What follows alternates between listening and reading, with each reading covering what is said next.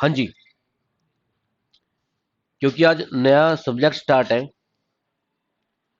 सबसे पहले आप ये देखें जो आपकी अप्रोच एग्जाम के लिए कैसी रहनी चाहिए। ठीक है, अप्रोच ऑफ एग्जाम।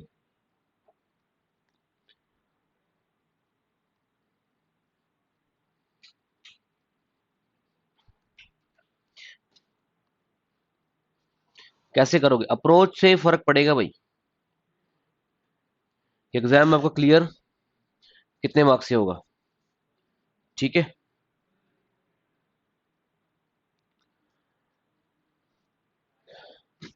दो सेक्शन होंगे एग्जाम में। कौन कौन से सेक्शन होते हैं बताओ। टेक्निकल और नॉन टेक्निकल।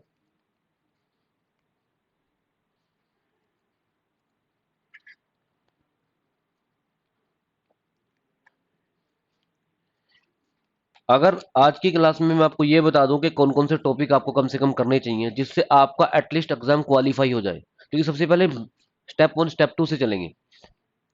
अगर टोटल 10 स्टेप है और 10 स्टेप पे जो पहुंच गया उसका रैंक 1 आएगा, लेकिन हमें रैंक 1 नहीं लेना। पहले टारगेट क्या होना चाहिए, स्टेप 1। यही स्ट्रेटजी हो सकती है। जो सीधा रैंक 1 के लिए प्रिपरेशन करेगा उसकी सिलेक्शन कभी नहीं हो सकती।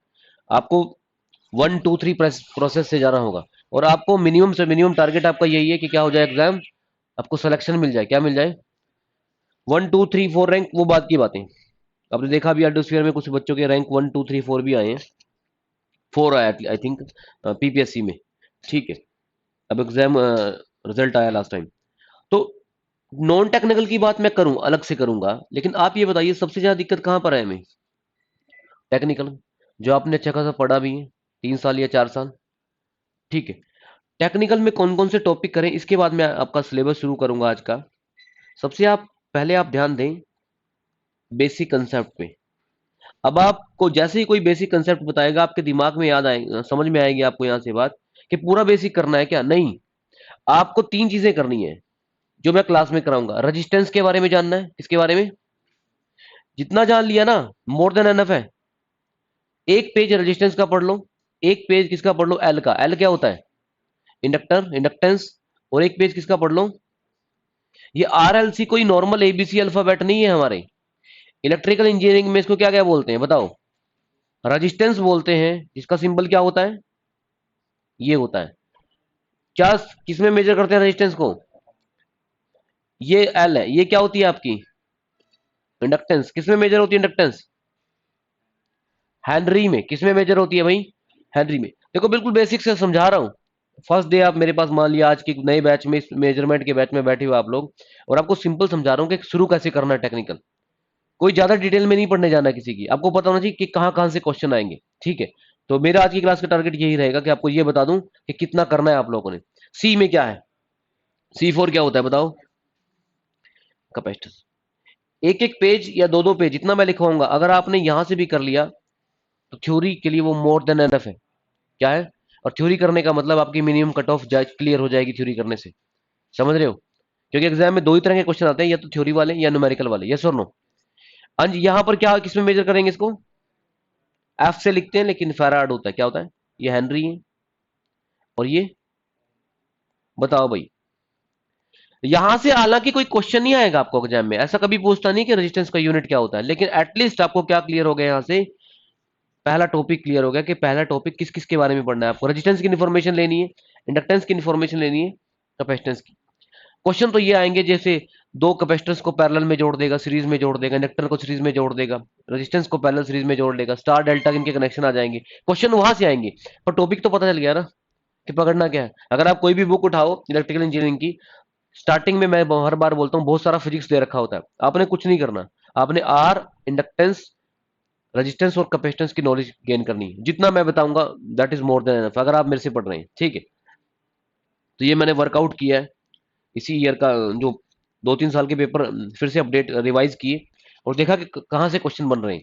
और एक्सपेक्टेड क्वेश्चन बता रहा हूं मैं को, एक्सपेक्टेड टॉपिक हैं ये सारे। ये तो करके ही जाने पड़ेंगे। सेकंड नंबर का जो टॉपिक होगा, सेकंड नंबर का जो टॉपिक होगा आज की क्लास में मैं आपको बता दूं,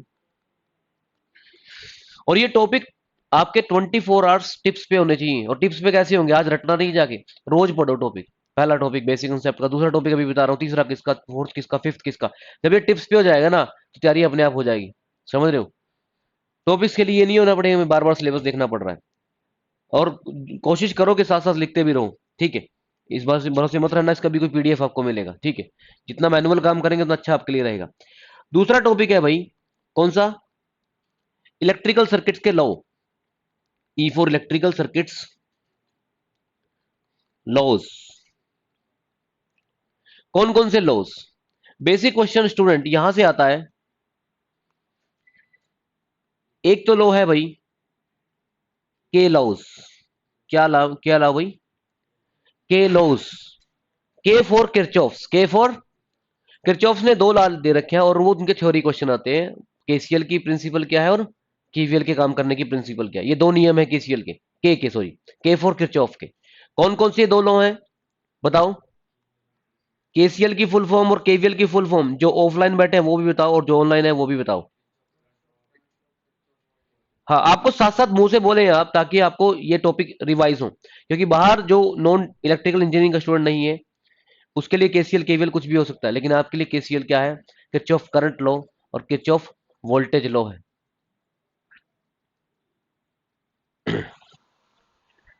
अगर केसीएल केवीएल समझ में आ गए, फिर एक टॉपिक इन्हीं को लेकर यूज होगा, किसका भाई,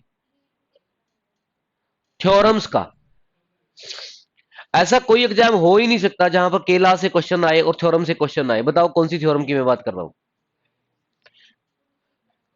मेरे से आप थ्योरम करोगे तो सारा क्लास में से आएगा topic.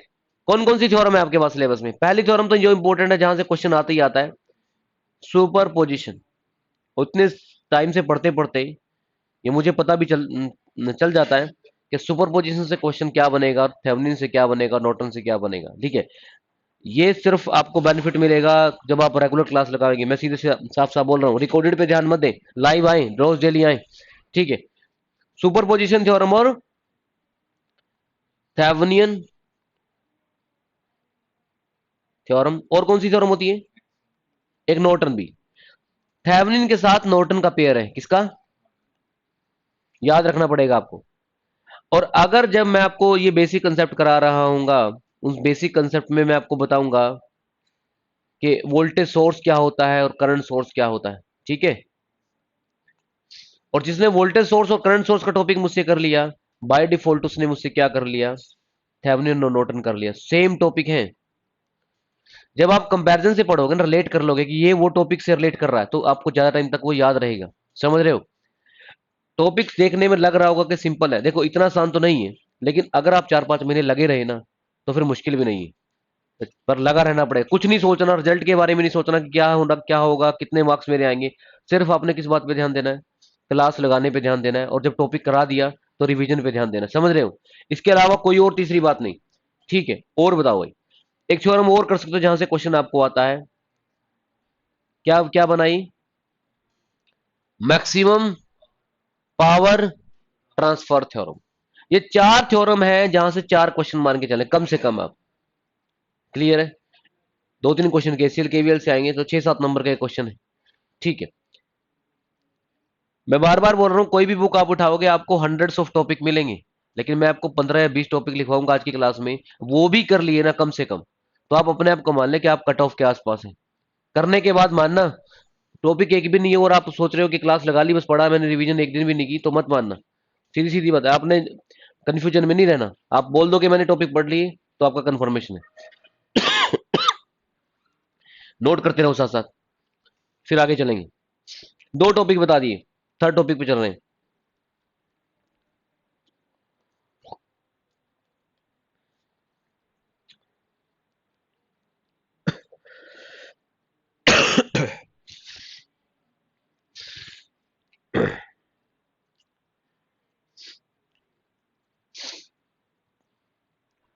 Super position, Thevenin, Norton, maximum power transfer theorem. ऐसा नहीं है कि इसके अलावा कोई और थ्योरम नहीं है, सिलेबस में है।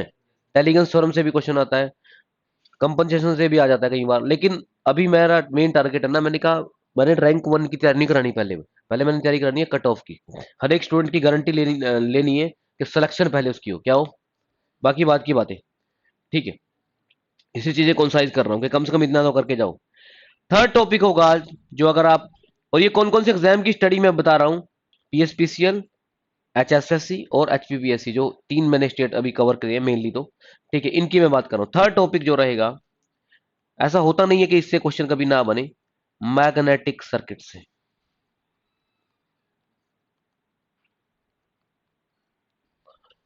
मैग्नेटिक सर्किट से इसमें कुछ भी पूछ सकता है आपसे। एमएमएफ का यूनिट पूछ सकता है, रिलक्टेंस का यूनिट पूछ सकता है, इस टॉपिक में से। इस टॉपिक में से किसकी बात कर सकता है, मैग्नेटिक मटेरियल पूछ सकता है, मैग्नेटिक मटेरियल की। आप कहेंगे मैग्नेटिक मटेरियल में कौन सा क्वेश्चन, देखो जाके कोई प्रीवियस पेपर पढ़ो और देखो। जैसे मैंने लास्ट टाइम एनालॉग में बताया था, क्लियर कट बताया था पहले ही कि यहां से क्वेश्चन बनेगा ही बनेगा। अब मैग्नेटिक मटेरियल से क्वेश्चन क्या बनता है, आपको बोलेगा डाया मैग्नेटिक मटेरियल बताओ कौन सा होता है, पैरा बताओ, सुना है कभी ये, और फेरो बताओ।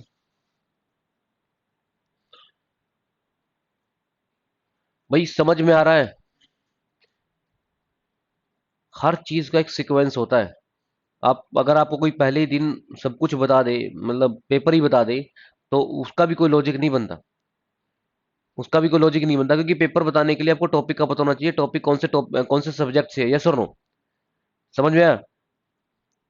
अगर आपने कहीं की जर्नी करनी है, तो जर्नी मान लिया आपने कहीं साउथ में इंडिया में कहीं जाना है, नॉर्थ साउथ ईस्ट वेस्ट कहीं भी जाना है, तो पहला स्टेप क्या होता है, आप नेट पे देखते हो कि इसकी डिस्टेंस कितनी है, यस और नो। फिर अगर बाई ट्रेन जा रहे हो, बाई एयर जा रहे हो, तो टिकट कंफर्म कराते हो, यस और नो। सीक्वेंस से चलोगे या ऐसे ही पहुंच जाओगे इमेजिनेशन में, सीक्वेंस से चलना पड़ेगा। तो पढ़ाई का भी यही है, सीक्वेंस से चलो। पहला सीक्वेंस क्या, सिलेबस जान लो। और सिलेबस में कोई आपको बता रहा है ये टॉपिक है, वो आपको पता होना चाहिए, टॉपिक जिस दिन हो गए तो उस दिन मान लेना कि उसके बाद मुझे एमसीक्यू प्रैक्टिस करने, क्या करने हैं, जब तक इतने खास ध्यान नहीं देना इन बातों पे, समझ रहे हो, क्लियर है। तो ये मैग्नेटिक, और भी बताता हूँ कहां से क्वेश्चन आता है यहाँ पे, हिस्टैरिसीस कर्व से। देखा कभी आपने, ऐसा कभी क्वेश्चन हुआ नहीं, पेपर हुआ नहीं जब हिस्टैरिसीस कर्व से क्वेश्चन ना बने। देखा कभी आपने हिस्टैरिसीस कर्व, इस तरह का कर्व कर्व बनता है, ठीक है, ध्यान दिया कभी, इस तरह का कर्व बनता है हिस्टैरिसीस कर्व, कोरस्सी फील्ड, तो सब बताऊंगा, उसकी चिंता आप मत करें, सब कुछ बता दिया जाएगा। मैं बार बार बोल रहा हूँ पीएसपीसीएल, एचपीपीएससी, तभी मैं बोल रहा हूँ। एक स्पेसिफिक एग्जाम होता तो मैं आज ये बताया था कि 80%, 80% यहां से पेपर आएगा। लेकिन आज मैं बता रहा हूँ इन तीन एग्जाम्स को मेनली टारगेट करके, ठीक है। थोड़ा ज्यादा फोकस मेरा फिर भी कहीं कहीं ना कहीं पीएसपीसीएल को लेके ज्यादा है, ठीक है, क्योंकि वो अपकमिंग एग्जाम है आपका, ठीक है। बाकी इनमें से तो सब में आएगा, ये तो सबको करने पड़ेंगे, ठीक है, ये ध्यान रखना। कितने टॉपिक हो गए, चार टॉपिक हो गए, तीन टॉपिक हो गए, चार हो गए ना, चार हो गए। ये तो तीन लिखा हुआ है, कहां से हो रहे हो, हिस्टेसिस का थर्ड टॉपिक में ही तो है, मैग्नेटिक सर्किट में तो आता है, फेरोमैग्नेटिक मटेरियल का बनता है हिस्टेसिस करो। मैंने लिखा फोर कहीं, ये बताओ, मैं फोर लिखा नहीं, आप ऐसी काउंटिंग, फिर तो आप ऐसे करो, फोर ये टॉपिक, फाइव ये, सिक्स ये, फिर तो बहुत सारे हो गए। जब मैं लिखूं तभी नेक्स्ट टॉपिक पे जाना है, लिखा नहीं ना मैंने अब तक फोर्थ टॉपिक। देखो या तो मेरी मान लो या अपनी चला लो, ठीक है, सिलेबस तो मेरे हिसाब से पूरा करना पड़ेगा आपको। फोर टॉपिक है आपका, जो सब्जेक्ट शुरू होने वाला है आज की क्लास में आपका, बहुत सिंपल सब्जेक्ट है। ज्यादातर स्टूडेंट्स इस तरह के सब्जेक्ट को पेपर में स्किप कर देते हैं, और सबसे ज्यादा उनकी गलती, मिस्टेक सबसे बड़ी यही होती है। पावर सिस्टम कर लेते हैं, मेजर मशीन कर लेते हैं, लेकिन मेजरमेंट को छोड़ देते हैं। 15-15 क्वेश्चन आ जाते हैं, ठीक है, और सिर्फ क्लास में से ही सारे क्वेश्चन हो जाएंगे अगर सिर्फ क्लास क्लास अटेंड कर ली। फोर टॉपिक है, क्या नाम है सब्जेक्ट का, measurement and measuring instruments.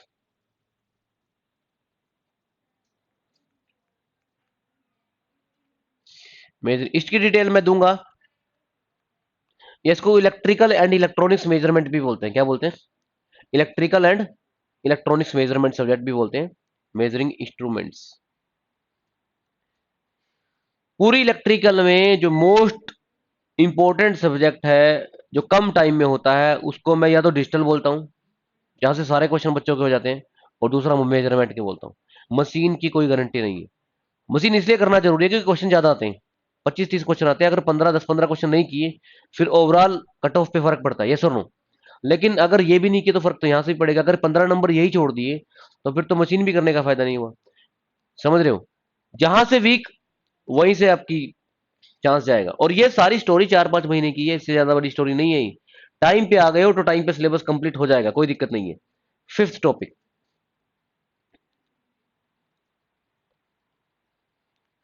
Electrical,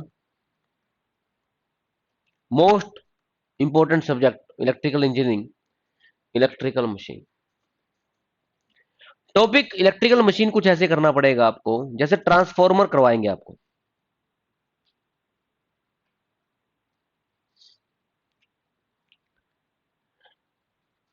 transformer एक, ये इलेक्ट्रिकल मशीन में सारे के सारे सर्किट कैसे हैं, मैग्नेटिक सर्किट है, क्या है ये याद रखना आप।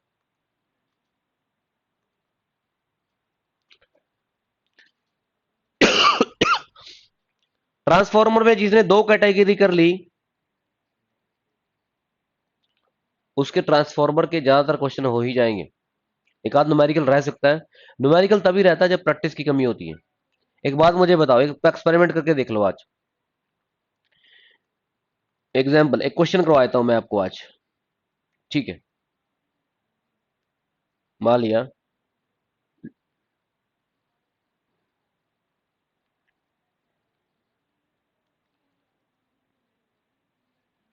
बीटा दे रखा है 49, लेटेस्ट एक क्लास अनलॉक की हुई है एडीसी की, तो मैं इसी हिसाब से बताऊंगा आपको। और अल्फा निकालना है, तो क्या फॉर्मूला है। मान लिया मैं एग्जांपल ले रहा हूं, इसे उसको सीरियसली मत लेना कि आपको नहीं आता, जिनको नहीं पता उनकी क्लास के बाद ही क्लियर होगा। तो क्या आंसर बनेगा इसका, 49 डिवाइड बाई 50, और ये लेस देन 1 बनेगा। आप मुझे बताइए, अगर आप, मैं रोज ये क्वेश्चन कराने लग जाऊं आपको, रोज आते ही 10 मिनट, ये कुछ 5 मिनट इसी पे लगा रहा हूं मैं, ये वैल्यू आपको याद हो जाएगी कि नहीं हो जाएगी। आपको पता चल जाएगा 49/50 जो क्वेश्चन का आंसर आता है वो रोज डेली हम करते हैं। यही आपने करना है, न्यूमेरिकल का मतलब यही होता है कि अगर आप रोज कर लो ना तो वो वैल्यू याद हो जाती है। न्यूमेरिकल से हमें इसलिए डर लगता है, हमें लगता है कि कुछ नया कुछ ना करना पड़ जाए पेपर में बैठ के, अपने से हम कैसे सोचेंगे। हमें तो डिप्लोमा ही किया है, डिग्री की है, ठीक है, हमें तो थ्योरी ठीक से नहीं आती। न्यूमेरिकल की तो बात दूसरी है, समझ रहे हो। तो वो वैल्यू याद करनी होती है और कुछ भी नहीं, स्टैंडर्ड क्वेश्चन होते हैं कुछ। यहां तक कोई डाउट। इलेक्ट्रिकल मशीन में ट्रांसफॉर्मर के बाद आप कोशिश करें क्लास रेगुलर लगाएं, और टॉपिक उसके बाद शुरू होगा कौन सा, डीसी मशीन। बहुत सारी सिमिलरिटी है इन दोनों में। नहीं, गलत कर दिया मैंने, यहां मुझे कराना चाहिए था इंडक्शन मोटर, इंडक्शन मशीन। क्या कराना चाहिए, अगर ट्रांसफॉर्मर के साथ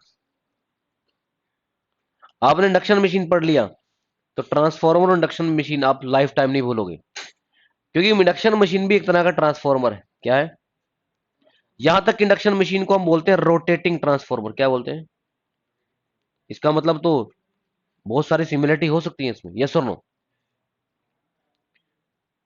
एक जगह है वर्ल्ड में पेरिस, कहां पर है पेरिस,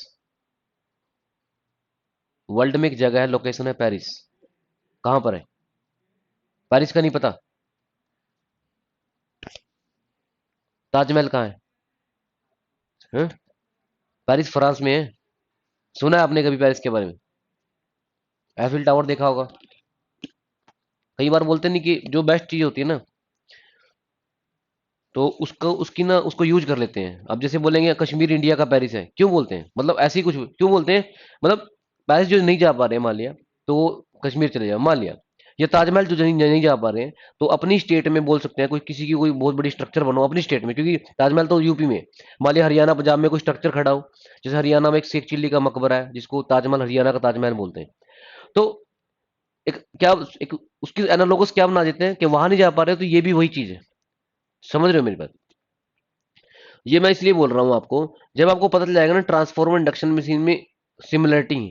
जब ट्रांसफॉर्मर तो है ट्रांसफॉर्मर, और इंडक्शन मशीन को भी मैंने रोटेटिंग ट्रांसफॉर्मर बोल दिया, तो इसका मतलब ये ट्रांसफॉर्मर तो नहीं है, यस और नो। अब मैंने बोला शेख चिल्ली का मकबरा हरियाणा में ताजमहल है, तो वो ताजमहल थोड़ी ना हो गया, वो तो उसको क्या दिए, एक प्रेज कर दी, उसकी क्या कर दी, समझ रहे हो, उसकी उसको थोड़ी इंपॉर्टेंस दे दी, क्या दे दी, कि ये भी उसी जैसा है। लेकिन आपको पढ़ने के लिए ये याद रख सकते हो कि इंडक्शन मशीन एक रोटेटिंग ट्रांसफॉर्मर है। इसका मतलब ये हुआ कि दोनों के वर्किंग प्रिंसिपल सेम है। क्या है? काम करने का तरीका सेम है। वर्किंग प्रिंसिपल क्या है दोनों के? और ऐसा करने से बहुत चीजें आपकी अच्छे से सॉर्ट आउट हो जाएंगी। तो टॉपिक नंबर 5 चल रहा है। इलेक्ट्रिकल मशीन की दो चीजें मैंने आपको बता दी, transformer single phase, three phase. और इंडक्शन मशीन में दो कैटेगरी जाएंगी, इंडक्शन मोटर और इंडक्शन जनरेटर। इंडक्शन मोटर और इंडक्शन इंडक्शन मोटर होता है, क्या होता है इंडक्शन मशीन? दो प्रकार की होती है ना। क्या क्या प्रकार की होती है? मोटर और, फर्क है मोटर और जनरेटर में, क्या फर्क है? मोटर और जनरेटर में क्या फर्क होता है?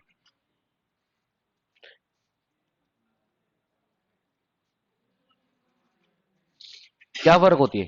खुद से बताओ भाई, इतना तो पढ़ के ही आए हो। नहीं पता तो बताओ क्या होता है। हाँ, मैकेनिकल। मोटर में इनपुट में इलेक्ट्रिकल देते हैं और आउटपुट में वो शाफ्ट, उस पे शाफ्ट लगा के घुमाते हैं, लोड को घुमाते हैं। फिर देखा होगा, अभी अभी रेनी सीजन गया, सॉरी वो पैड, ये कौन सा सीजन गया है? गेहूं वाला, अनाज वाला। ठीक है, ये सीजन अभी गया है। तो क्या करते हैं, ट्रैक्टर पे मशीन लगा के ना, वो चला के उसको घुमाते हैं। क्या कर देखा आपने? शाफ्ट लगा के उस मशीन को घुमाते हैं। फिर क्या निकलता है? ठीक है, जो आपकी गेहूं है वो निकलती है, यस और नो? तो मोटर ये होती है, और जनरेटर क्या होता है? इनपुट में मैकेनिकल घुमाते हैं पहले इसको, और आउटपुट में क्या निकलती है? इलेक्ट्रिकल निकलती है। ये फर्क होता है मोटर और जनरेटर में। और मोटर हमारी यहां पर दो होंगी, सिंगल फेस और थ्री फेस।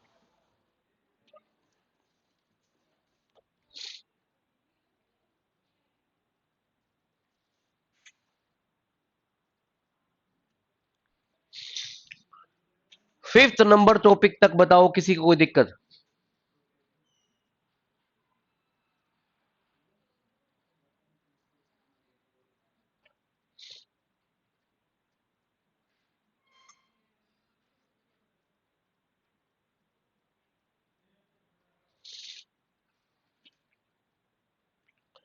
हाँ जी बताओ, कर लिया नोट?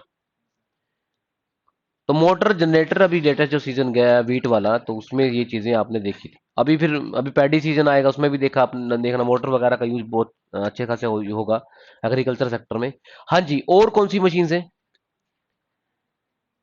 डीसी मशीन के साथ आप कर सकते हो।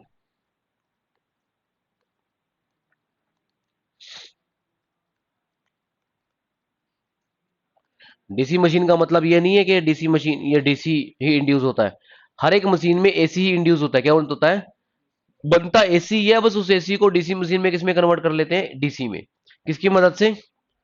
कम्यूटेटर की मदद से। किसकी मदद से?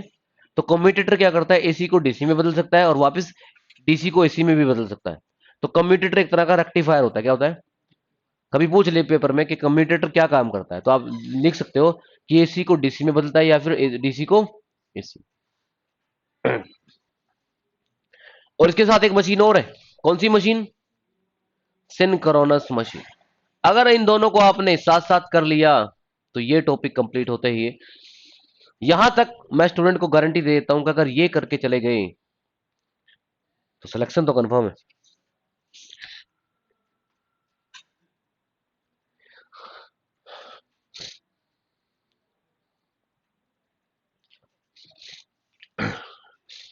1% भी डाउट नहीं है मुझे, अगर इतना कोई करके चला जा रहा है सिलेक्शन कंफर्म। लेकिन दिक्कत कहां रहती है कि आप किसी न किसी पार्ट में वीक रह जाते हो। होता है हर स्टूडेंट का, हर एक इंसान का इस अर्थ पे कोई ना कोई वीक पॉइंट होता है, वो किसी न किसी पार्ट में लैग करता है। इसलिए उसको क्या करना होता है? सारा सिलेबस करके जाना होता है। समझ रहे हो? हर सब्जेक्ट से कोई ना कोई इजी क्वेश्चन जरूर मिलता है। मतलब अगर 20 क्वेश्चन आ रहे हैं तो 10-12 क्वेश्चन इजी रहते हैं। तो एक अप्रोच ये भी हो सकती है कि आप पूरा सिलेबस ना करके, मतलब जितना मैं टॉपिक बताऊंगा आपको, सिलेबस कराऊंगा, तो कुछ टॉपिक को आपको स्किप करके आप नए टॉपिक कर सकते हो उनकी जगह। समझ रहे हो? आप खुद ही पेपर में चले जाओ। अगर आप ये मुझे गारंटी दे दो कि सर जितने मशीन के क्वेश्चन आए थे, जितने मेजरमेंट के क्वेश्चन आए थे, और जितने आपके मैग्नेटिक सर्किट के, और जितने भी आपके इलेक्ट्रिकल सर्किट के, और जितने बेसिक कंसेप्ट के क्वेश्चन आए थे, वो सारे मेरे ठीक है, यस और नो? आप कंफर्म कर देना मुझे, वो सारे मेरे 100% ठीक है, मेरा एक भी गलत नहीं है, मैंने चेक कर लिया आंसर की। अब ये बताओ सिलेक्शन है कि नहीं है? आप ये तो नहीं कह सकते ना कभी मेरे सारे ठीक है। आपको लगता है कि कहीं ना कहीं हमें हर एक इंसान को लगता है कुछ ना कुछ गलतियां हो गई होंगी। ठीक है, तो फर्क यहां से पड़ता है। कोई बात नहीं, हमारे पास सेकंड अप्रोच है, फ्लेक्सिबल अप्रोच है, हम सिलेबस और कर लेते हैं। ठीक। कितने टॉपिक हो गए? किसी का कोई डाउट जो ऑनलाइन बैठे हैं अभी?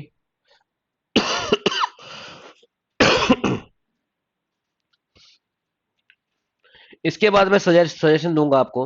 आप एक टॉपिक करें,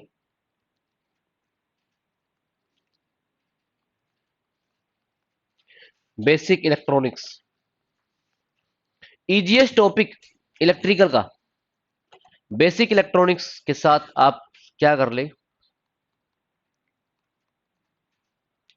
क्योंकि आजकल मैं देख रहा हूं इन दोनों के क्वेश्चन आ रहे हैं। यस और नो?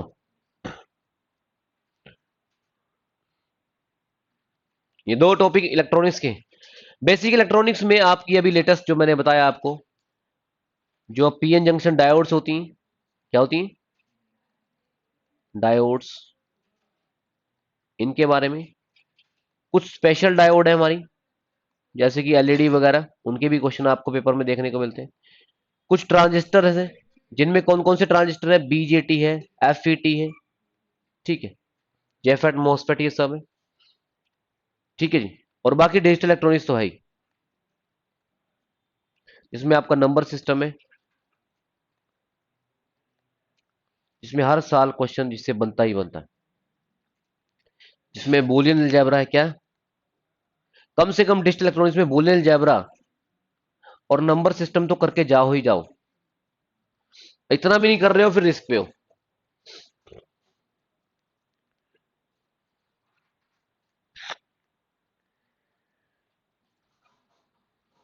एक भी टॉपिक मैं ना कम बता रहा हूं ना ज्यादा बता रहा हूं, ठीक है, इतना तो करना पड़ेगा कम से कम। मेरा टाइटल यही था क्लास में, आपको ये बताना कि कम से कम क्या करें कि कम से कम सिलेक्शन के हम आसपास रहें। समझ रहे हो? क्योंकि बाकी तो सब कुछ फ्यूचर में है, हम कुछ एक्सपेक्ट नहीं कर सकते क्या होगा हमारा क्या नहीं होगा, लेकिन इतना डिफेक्ट कर सकते हो कि इतना कर रखा है ना, तो बस फिर तो थोड़ा बहुत इंप्रूवमेंट करने की जरूरत है, सिलेक्शन हो जाएगी। समझ में आया? इसके साथ साथ आप टॉपिक पे ध्यान दे सकते हो। कितने टॉपिक हो गए? 5 टॉपिक हो गए। 6 नंबर का टॉपिक है। 6 नंबर का टॉपिक भाई स्टूडेंट रहेगा पावर सिस्टम का। किसका?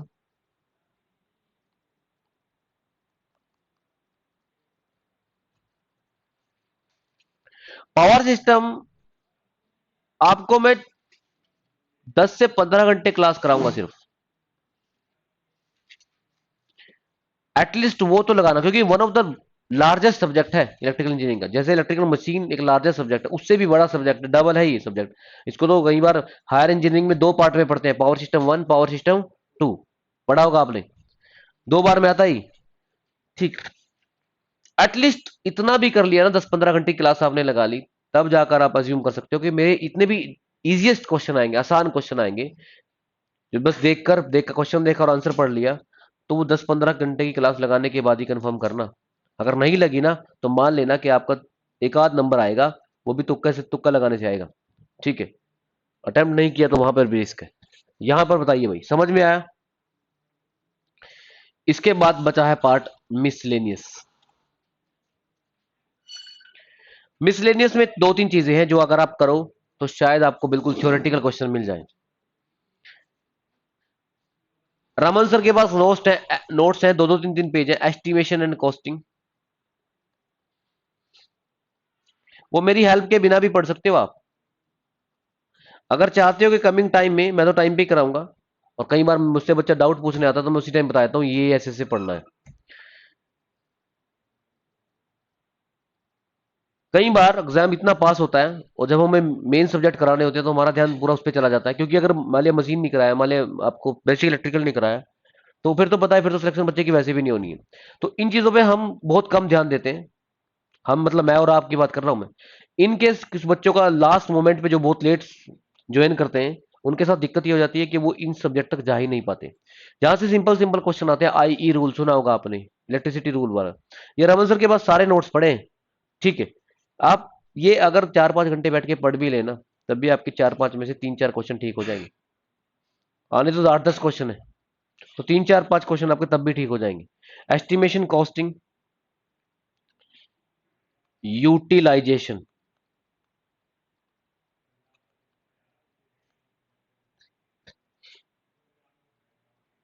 Of electrical engineering.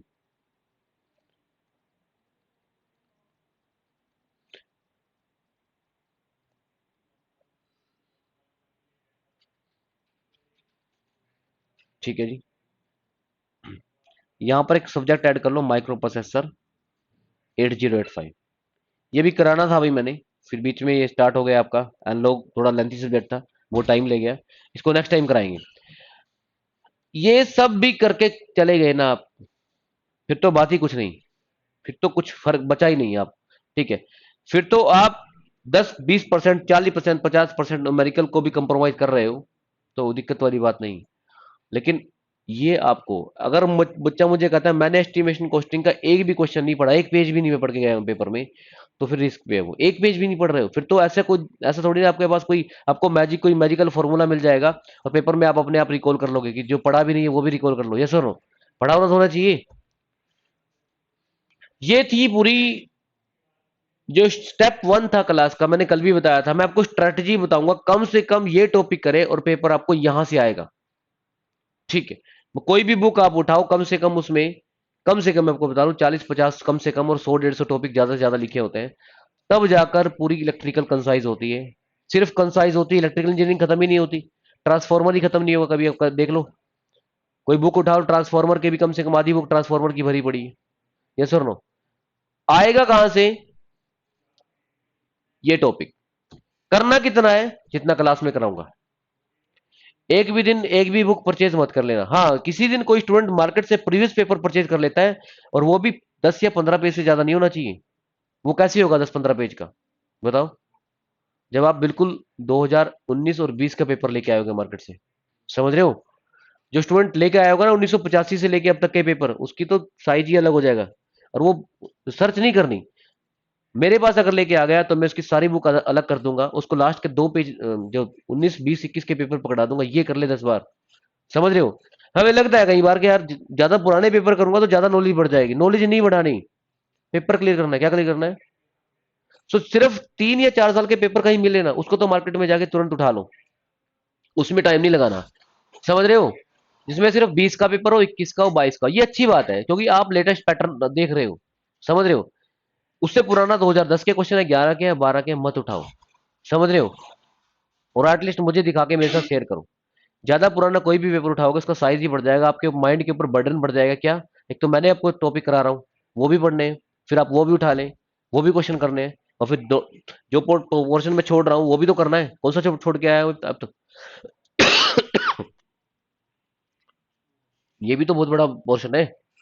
और ये क्योंकि आप यहाँ आई गए हो, ये पोर्शन आपका रीजनिंग, आपका जनरल अवेयरनेस, इंग्लिश, ये हो ही जाता है, इसकी इतनी बड़ी इशू नहीं है। इसकी स्ट्रेटेजी अलग टाइम पे बताऊंगा। लेकिन पहले आप फोकस करें जहां से 70% पेपर आना है। यस और नो? 70 to 80% पेपर यहीं से आएगा। टेक्निकल से किससे आएगा? और टेक्निकल में आपकी बनाना चाहिए इलेक्ट्रिकल इंजीनियरिंग। बताओ भाई, किसी भी पॉइंट पे कोई दिक्कत? कितने टॉपिक बने? तो पेपर का पूरा कंफर्मेशन आ गया। एक तरह से पूरा सिलेबस मैंने बता दिया आपको।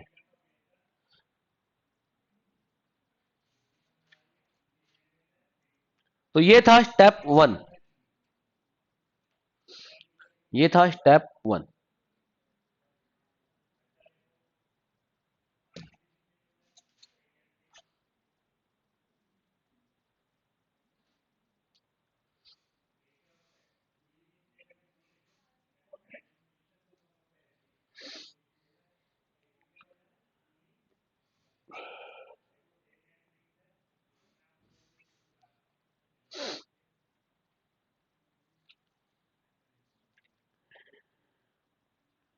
हाँ जी, किसी को कोई डाउट इस पॉइंट पे?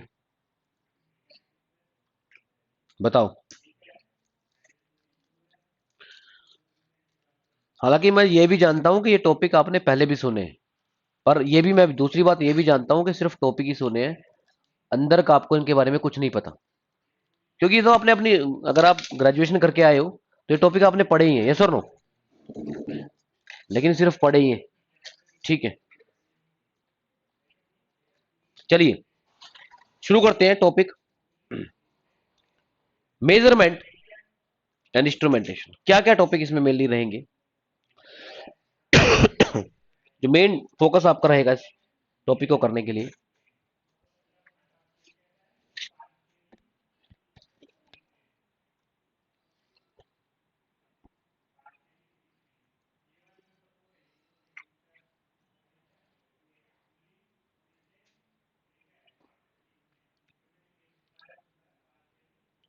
एरर एनालिसिस, एरर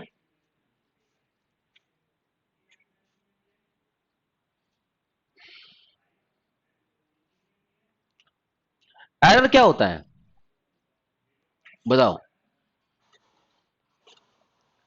जितनी भी बातें लिखेंगे वो समझ कर लिखे तो ज्यादा बढ़िया है, यस और नो। फिर तो फायदा नहीं है, नोट्स तो पड़ी है आपके पास, बुक्स बहुत पड़ी है। एरर क्या होता है, किसी भी चीज को जब हम मेजरमेंट करते हैं और जो एक्चुअल वैल्यू है और जो आपने मेजर की, उन दोनों में जो डिफरेंस होता है वो क्या होता है। हालांकि मैं इसका डिफरेंस लिखूं क्योंकि एरर एनालिसिस पे क्वेश्चन आता है, आपको लिखवाऊंगा आपको डेफिनेशन। एरर होता है जो आपसे मिस्टेक हुई है करने में, इंटेंशनली चाहे अनइंटेंशनली, चाहकर या ना चाहकर भी आपने जो गलती कर दी वो है एरर, यस और नो।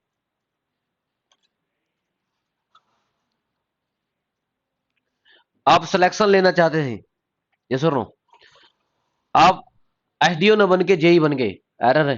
हालांकि दुनिया की नजरों में तो आपको गवर्नमेंट जॉब तो है, मेरी बताते फिर रहे हो लोगों को गवर्नमेंट जॉब तो लगी गई है, यस और नो, लेकिन एरर तो है क्योंकि आपका टारगेट तो एसडीओ था।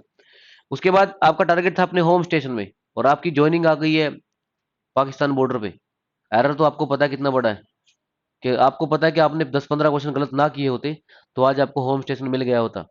एरर आपको ही पता होता है, एरर क्या होता है, आपने टारगेट क्या रखा था और आप पहुंचे कहां तक हो, मतलब एक्चुअल वैल्यू क्या थी और आप पहुंचे कहां तक हो। तो यहां पर एरर एनालिसिस पे क्वेश्चन बनता ही बनता है। ठीक है, इसके बाद ये सारी बातें इलेक्ट्रिकल इंस्ट्रूमेंट में होंगी, किसकी किसके अंदर होंगी, इलेक्ट्रिकल एंड इलेक्ट्रॉनिक इंस्ट्रूमेंट में होंगी, इलेक्ट्रिकल एंड इलेक्ट्रॉनिक इंस्ट्रूमेंट्स में होंगे। एक फेमस डिवाइस है आपका, यहीं पर आप पढ़ोगे किसके बारे में, जो करंट मेजर करने के काम आता है क्या। और जब भी एमीटर लगता है किसी सर्किट में, तो सर्किट, जिस सर्किट एलिमेंट के अंदर करंट निकालना है उसके साथ एमीटर को कहां लगाते हैं, सीरीज में लगाते हैं। कहां लगाते हैं, एमीटर की जो पोजीशनिंग होती है सर्किट में कहां पर होती है, सीरीज में। अब आपको लगेगा कि सीरीज क्या है और पैरेलल क्या है, वो आपको मैं क्वेश्चन में दिखाऊंगा करके। एमीटर की जो पोजीशन होती है सर्किट में कहां होती है, सीरीज में होती है। पोजीशन कहां होती है, भाई कोई ना कोई तो लोकेशन बनाओगे आप कि कहां लगाना है, सीरीज में लगाना है कि पैरेलल में। तो एमीटर कहां लगता है हमेशा, सीरीज। उसी तरह एक वोल्ट मीटर भी होता है। क्वेश्चन क्या बनेंगे कि कोई एमीटर छोटी रेंज का, उसकी बड़ी रेंज का, उसको कैसे बनाना है, कम रेंज का एमीटर को बड़ी रेंज का एमीटर कैसे बनाना है। मान लिया कोई एमीटर सिर्फ 1 एम्पियर मेजर करता है, अगर उसे 10 एम्पियर मेजर करना हो तो कैसे करेंगे, वो काम करके बताऊंगा मैं आपको, एक्स्ट्रा प्रैक्टिकल करके बताऊंगा कि कैसे 1 एम्पियर का जो मीटर है वो 10 एम्पियर भी मेजर कर सकता है। वोल्ट मीटर के साथ भी ये, पर ये कहां लगता है, इसकी पोजीशनिंग कहां होती है। तो एक आध ऑब्जेक्टिव क्वेश्चन तो आपको यहीं से मिल जाएगा, ये पर basic electrical point of view से आएगा, बोलेगा कि वोल्ट मीटर की क्या पोजीशन होती है और एमीटर की। जिस भी सर्किट एलिमेंट के अंदर करंट निकालना हो, देखो इस सर्किट एलिमेंट को आप रेजिस्टेंस मान लो, क्या मान लो, तो इसका मतलब तो ये हुआ रेजिस्टेंस के अंदर अगर करंट निकालना है तो रेजिस्टेंस के अंदर, रेजिस्टेंस के साथ सीरीज में लगाना पड़ेगा एमीटर, तब जाके रेजिस्टेंस के अंदर का करंट आपको पता चलेगा। क्या लगेगा, रेजिस्टेंस के साथ क्या लगा दो सीरीज में, रेजिस्टेंस के साथ क्या लगा दो, ऐसे लगा दो एमीटर यहाँ पे। और उसके बाद देखो रेजिस्टेंस का ये सिरा बचा हुआ है, एक सिरा ये बचा, इसको एक वायर से क्या कर दो, बंद कर दो, क्या कर दो। उसके बाद ये पूरा एक लूप बन जाएगा, क्या बन जाएगा, ये लूप, समझ रहे हो। ये रेजिस्टेंस है, ये मीटर है, ये ऐसे जोड़ दो, इसके दोनों पॉइंट ऐसे जोड़ दो, और एक वायर पकड़ के, कनेक्टिंग वायर होनी चाहिए कॉपर या एल्यूमिनियम की, उससे यहाँ यहाँ से लगा के उसको कहाँ जोड़ दो, हो गया मीटर, निकल जाएगा करंट, किसके अंदर करंट निकल जाएगा, रेजिस्टेंस का। इंडक्टर होता तब भी वही काम करो, कैपेसिटर हो तब भी वही काम, क्योंकि कैपेसिटर रजिस्टर इंडक्टर के कितने टर्मिनल होते हैं, दो दो टर्मिनल होते हैं, और दो ही किसके होते हैं, एमीटर वोल्ट मीटर के। तो एक एक दोनों का सिरा क्या कर दो, जोड़ दो वैसे। भाई यहाँ से कुछ वायर निकली है, यहाँ से कुछ वायर निकली है, उसको दोनों वायर को उठा के ऐसे करते हैं ना घर पे, फिर टेप लगाए थे, ये तो, और वोल्टमीटर कैसे लगाएंगे, अगर ये रेजिस्टेंस है, ये वोल्टमीटर है। उसके बाद क्या करो, ऐसे ऐसे खड़ा कर लो दोनों। उसके बाद एक वायर लो, और उस वायर से ये पॉइंट और ये पॉइंट जोड़ दो। छोटी वायर लो, जोड़ दिया। उसके एक और वायर लो, उसको कहां से कहां जोड़ दो, यहां से यहां। ये कौन सा कनेक्शन हो गया, पैरेलल। रेजिस्टेंस होता, इंडक्टेंस होता, कैपेसिटेंस होता, तब तो ये वोल्टमीटर लगा हुआ है, तो वोल्टमीटर क्या बताएगा आपको, voltage across the circuit element. Voltage हमेशा अक्रॉस चेक होती है, और करंट हमेशा through the circuit element check होता है, थ्रू, उसके अंदर से निकलेगा करंट। यस और नो, पूछ भी लिया था एक बार कि वोल्टेज कहां चेक होती है, थ्रू द सर्किट एलिमेंट या अक्रॉस। अक्रॉस होता है उसके सामने लगाना है। समझ रहे हो कि नहीं समझ रहे हो, कुछ छोटी छोटी बातें जो शायद मेरे, जो मैं बोल रहा हूं, शायद वो क्वेश्चन हो जाएंगे आपके लिए।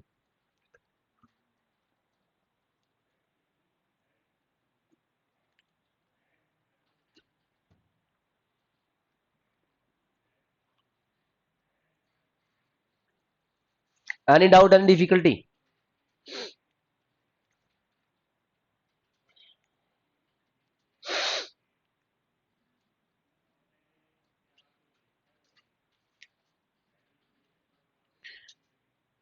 सिलेबस में तो जी स्टूडेंट्स, ओम मीटर भी होता है। क्या होता है, ओम मीटर का मतलब, ओम मतलब रेजिस्टेंस, ओम मतलब तो रेजिस्टेंस मेजर के लिए यूज होता है। मैं आपको बता दूं, एमीटर, वोल्ट मीटर, ओम मीटर, ये बहुत इंपॉर्टेंट आपके इलेक्ट्रिकल इंस्ट्रूमेंट्स है जो करंट, वोल्टेज, रेजिस्टेंस मेजर करते हैं। एमीटर क्या मेजर करता है बताओगे, करंट, वोल्ट मीटर वोल्टेज, ओम मीटर रेजिस्टेंस। पोजिशनिंग क्या है सर्किट में, इसकी बाद में बताऊंगा। लगे हाथ एक और देख लीजिए कॉन्सेप्ट। इसके बाद आपके पास नेक्स्ट टॉपिक आएगा इसी में ही, इलेक्ट्रोमैकेनिकल इंस्ट्रूमेंट। बहुत इंपॉर्टेंट टॉपिक है भाई, इलेक्ट्रोमैकेनिकल।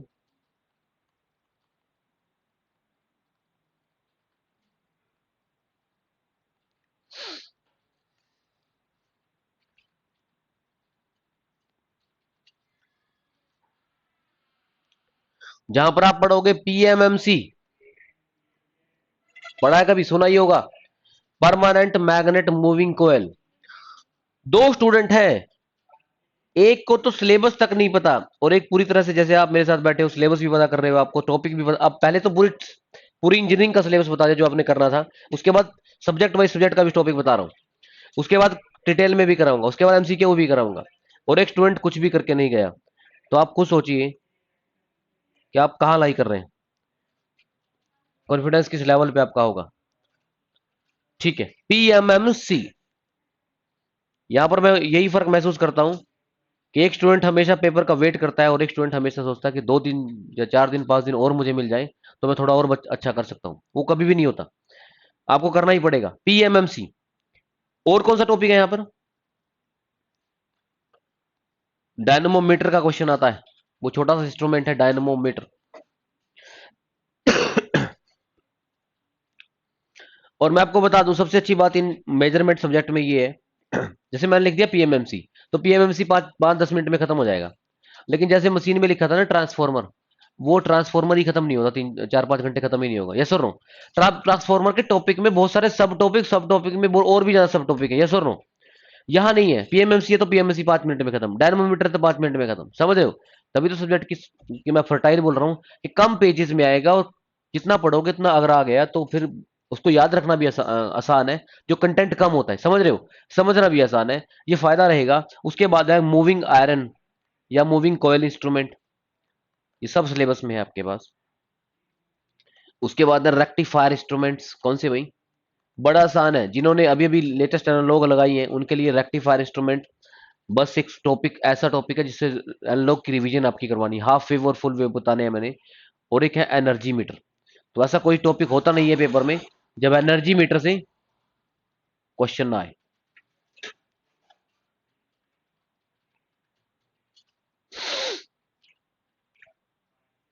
एक और टॉपिक है यहाँ पर, सुना है कभी आपने इसके बारे में, मेगा पीएसपीसी और एचपीएससी, बहुत ज्यादा फेवरेट क्वेश्चन है उनका, मीगर वाला। अलग से कराऊंगा क्वेश्चन एक मीगर वाला कि क्या क्वेश्चन बनता है, बनेगा ही वही, अगर आएगा तो फिर वही क्वेश्चन बनेगा, इतना ध्यान रखना। इसके अलावा स्टूडेंट्स आपके पास एक और टॉपिक है यहां पर, मेजरमेंट ऑफ रेजिस्टेंस। क्या भाई, तो थोड़ा और आगे ले जाता हूं। Measurement of resistance.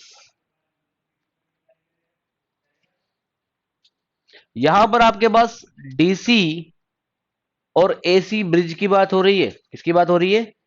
सुना है कभी आपने डीसी ब्रिज, एसी ब्रिज? जितने टॉपिक लिखवाऊंगा, जितनी थ्योरी दूंगा, वो भी पढ़ के चले गए। मैं बार बार बोल रहा हूं, डीसी ब्रिज, एसी ब्रिज का एक भी न्यूमेरिकल या क्वेश्चन गलत नहीं होगा। क्लियर है? और क्या हो सकता है भाई यहाँ पे? एक और टॉपिक, सब टॉपिक है जिसका एग्जामिनर को लगता है कई बार कि क्वेश्चन इससे पूछा जा सकता है, पोटेंशियोमीटर। क्या भाई? पोटेंशियोमीटर। ठीक है भाई। इसके अलावा अगर हम सेकंड पार्ट में चलें, इलेक्ट्रॉनिक इंस्ट्रूमेंट्स की अगर बात करें, मैंने करवाया, बताया ना आपको, इलेक्ट्रिकल इंस्ट्रूमेंट। और अब तक तो आप इलेक्ट्रिकल कर रहे थे, तो इलेक्ट्रॉनिक इंस्ट्रूमेंट में क्या सिलेबस है? होता ही नहीं है जब इसका क्वेश्चन ना बने, कभी होता ही नहीं है। लीजियस पैटर्न, किसकी बात कर रहा है? सीआरओ की। किसकी बात कर रहे हैं? सुना कभी आपने सीआरओ के बारे में?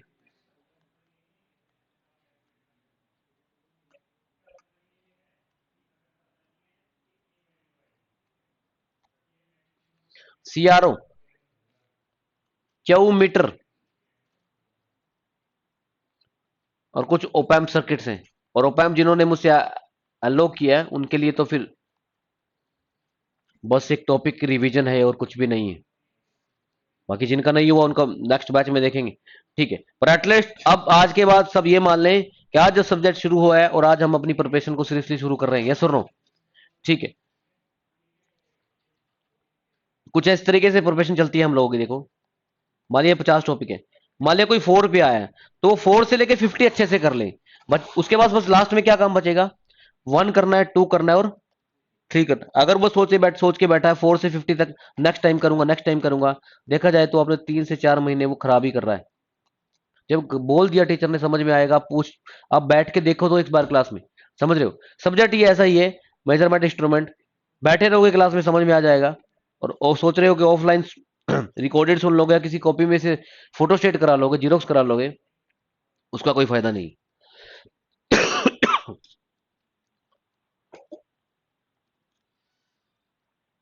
नेक्स्ट देखो,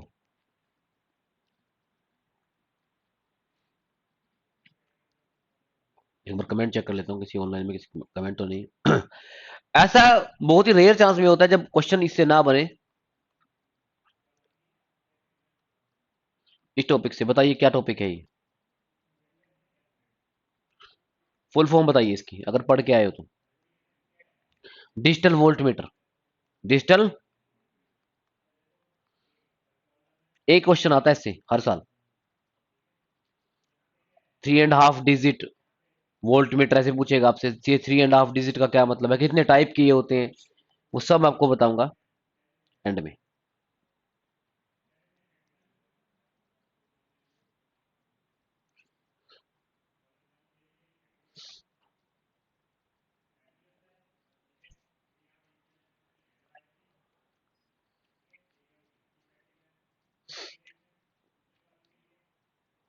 अगर कंसेप्ट क्लियर हो गया ना, जो अभी मैं बताने जा रहा हूं बात, फिर तो टॉपिक ही खत्म हो गया। एरर वाला कंसेप्ट बात चलेगी। कंसेप्ट किसका? एमवी का और टीवी का। अब बताओ एमवी टीवी क्या होते हैं? इसको ध्यान से समझ लेना, नहीं तो लाइफ टाइम कंफ्यूजन ही रहेगा कि एमवी क्या होता है, टीवी क्या होता है।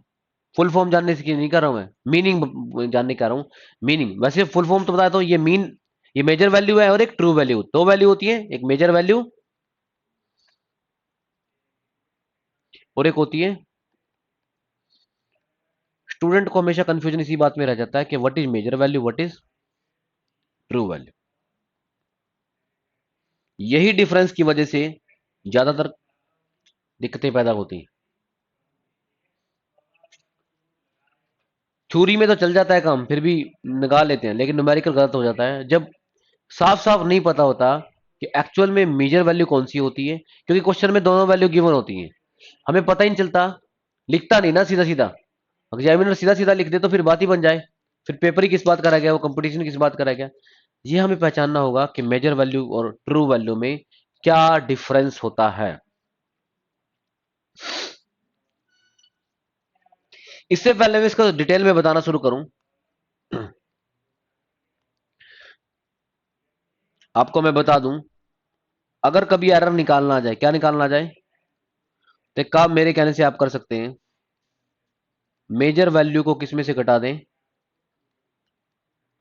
आपका क्या आ जाएगा, एक क्वेश्चन का फॉर्मूला दे दिया, अगर मेजर वैल्यू में से ट्रू वैल्यू को घटा दिया तो you will get the error.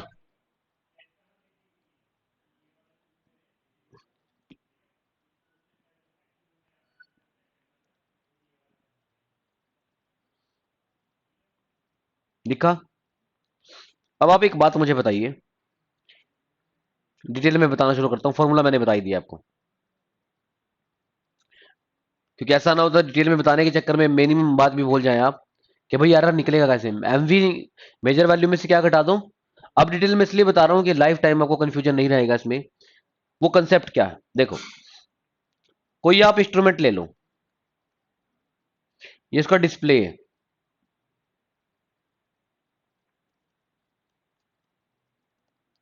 Display पे कुछ रीडिंग आ रही है, क्या आ रही है, एक सेकंड को,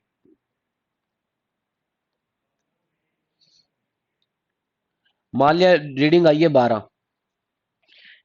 रीडिंग 12 कैसे आई, आपने मेजर किया, क्या किया, डिस्प्ले पे शो हो गया 12, तो आपने 12 लिख लिया, फिर डिस्प्ले में आपने फिर से चेक किया 13 लिखा, फिर यहाँ पे 12 की जगह क्या होगा 13, 13 आ गया, फिर कितना आ गया 15। आप कुछ भी मेजर कर रहे हो, आप कहां से देख रहे हो, डिस्प्ले से देख रहे हो, क्या देख रहे हो, होता नहीं जैसे कि अभी एसी का आप चेक करते हो कई बार कि 26 टेम्परेचर हो रहा है, 18 कर दो, 18 करने का मतलब कम कर दो टेम्परेचर, फिर बढ़ाना है तो कैसे बढ़ाते हो, फिर प्लस का साइन दबाते हो, फिर उसको 30 32 ऐसे करते हो कि नहीं करते हो। तो जो चीज आप देख रहे हो वो क्या है, ऐसे ऐसे कुछ भी 18 मेजर कर लो, 20 कर लो, ऐसे करते करते आप 100 मेजर कर लो, क्या मेजर करो, ये जो भी वैल्यू आपने मेजर की है, ये सारी क्या है, इसमें तो कोई बड़ी बात ही नहीं।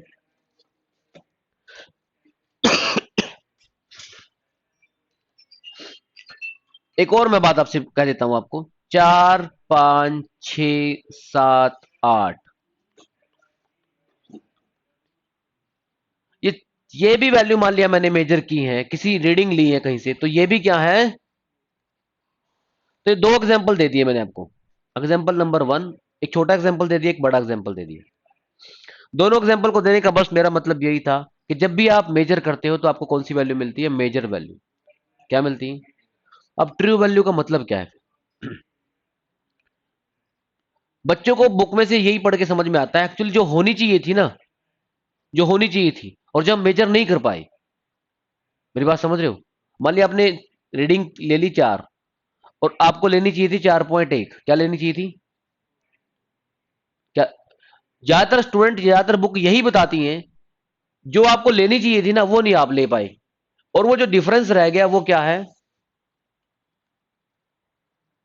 लेकिन ऐसा कुछ नहीं है, ये फर्क है भाई, जब आप क्लास लगाओगे तब आपको क्लियर होगा, या आप आज बैठे हो तो ये क्लियर मैं आपको कर दूं।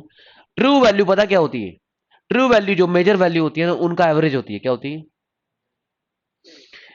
जो अगर जो मेजर वैल्यू है इन सबका आप क्या ले लो, क्या ले लो, तो क्या आ जाएगी आपकी, अरे समझ में आ रहा है कि नहीं आ रहा है, अभी आप, मुझे लगता है इससे पहले आप एक क्लास लगा के आए हो एप्टीट्यूड की, उसमें एवरेज करवाया होगा आपको। जरूरी नहीं है कि लाइफ में हर चीज, हर जो चीज आपको कराई गई किसी यहाँ पर कोई भी क्लास लगती है तो वो आपको उसी क्वेश्चन में काम आएगी, नहीं, कुछ और चीजें समझने के लिए क्वांट वगैरह इसलिए करना जरूरी होता है, क्योंकि क्वांट में क्या परसेंटेज, एवरेज है, रेशियो है, हमारी इंजीनियरिंग में इन सब की जरूरत है। और अगर थोड़ा बहुत कंसेप्ट वहां से आपको आता है तो मेरे लिए बड़ा आसान हो जाता है, अगर आपने एवरेज लाइफ में पहली बार ही सुना है तो फिर मुझे पढ़ाना बड़ा मुश्किल हो जाएगा, फिर मुझे ये एवरेज की ही क्लास लेनी पड़ेगी, यस और नो। अगर आप कोई स्टूडेंट, मुझे आप किसी को कहते हैं, किसी अपने से छोटे किसी बच्चे को पढ़ाना चाहते हो और आप बड़े एक्साइटेड हो उसको पढ़ाने के लिए, और आप उसको चलो आज मैं एडिशन सबट्रैक्शन के क्वेश्चन आपको कराता हूँ, लेकिन उसको इन नंबर की पहचान ही नहीं है, क्या आप करा पाओगे? पहले तो यही कहोगे ना, अरे तू पहले ये सीख कि वन क्या है, टू क्या है, यस और नो। तो मैं सिर्फ अगर एवरेज आपको अच्छे से आता तो अभी कभी क्लियर कर देता हूँ ट्रू वैल्यू क्या होती है। अच्छा, ट्रू वैल्यू क्या होती है? मेजर वैल्यू का एवरेज होती है। तो एवरेज वैल्यू कैसे निकलती है बताओगे? इस छोटा एग्जांपल इसलिए लिया था, इसका एवरेज निकालना बड़ा आसान है। कैसे निकालते हैं एवरेज? ये एग्जाम का एक क्वेश्चन भी है। मान लिया यही क्वेश्चन क्वांटिट्यूड एप्टीट्यूड का आ गया, आपको ये नंबर दे देगा 4 5 6 7 8, बोलेगा इसका एवरेज निकालो, क्या बोलेगा? या फिर एवरेज नहीं पूछ रहा है तो उसका क्या पूछ लेगा? मीन निकाल के दिखाओ। सुना है कभी मीन? मीन भी एवरेज को बोलते हैं, और हिंदी में इसको बोलते हैं औसत निकालो। क्या निकालो? तो कैसे निकलेगा मीन या एवरेज, बताइए?